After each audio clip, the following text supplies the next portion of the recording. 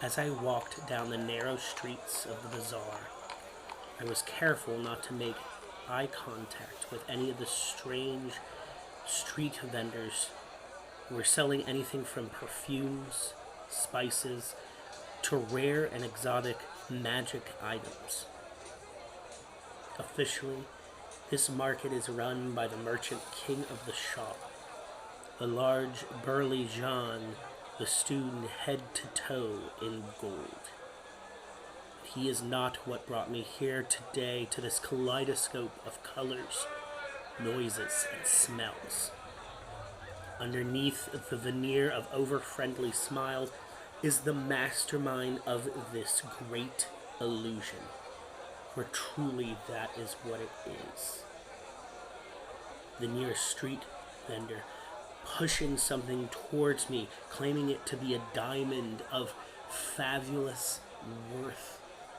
But I look down and see nothing but a lump of dirty coal.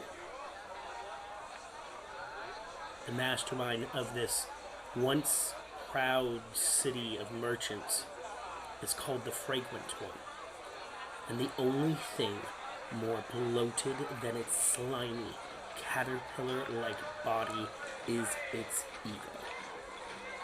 I begin randomly wandering through the commotion of the merchant city proper as street vendors and homeless folk push things towards me. Here, take this. Here, buy this. Here, help. Give me gold. And suddenly, I unintentionally take 3 left turns, losing myself in the towering stacks of smoke-filled bars and stalls. Suddenly, I realize that I am in a different realm entirely. The Fey realm and our realm intersect frequently, intertwining and weaving itself together to the point sometimes it's hard to tell them apart. Like where I currently stand, a moss-filled forest, immediately choking my lungs with a thick, heady mist as the odd fog clawed at the edges of my brain. I grip the hilt of the sword built for this exact purpose.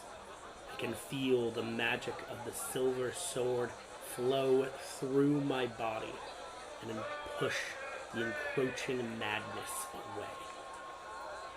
Oh, you're no fun at all. Clearly sensing the futility of attempting to charm me, the corpulent, grub-like monstrosity dismissed the cloud of psychedelic mist with a wave of a chubby hand. Looking down at me from its throne of leaves and detritus, it lowered its pox-ridden sore of a face to get a better look at me. The smell of heavily perfumed, rotting flesh and sulfur stung my eyes and nose as it heaved its wretched body closer to me. Its eyes locked onto mine. Its bloodshot, manic eyes, the only thing truly human left in it. In another life, this creature was a man. An evil man, but a man nonetheless. Reborn in the spawning pits of Hades, this creature was birthed, then groomed into what it is now by some of the most evil, depraved creatures I have ever had the displeasure of meeting. The hags and yugalovs of the lower plains harvest soul larvae. These are then used to curry favor with the forces of chaotic evil, ran by the demon lords Orcus and Demigorgon, and the devils of hell, ran by Asmodeus. This particular grub is clearly a pet of a powerful hag, or a covenant of hags from the Feywild. Looking down, as much to gather my strength as to avoid looking at the monstrosity that stood before me, I mutter, I'd pity you if you weren't just so darn disgusting. Weaving magic into my words, I continue. Do you still love nature after everything it's done to you?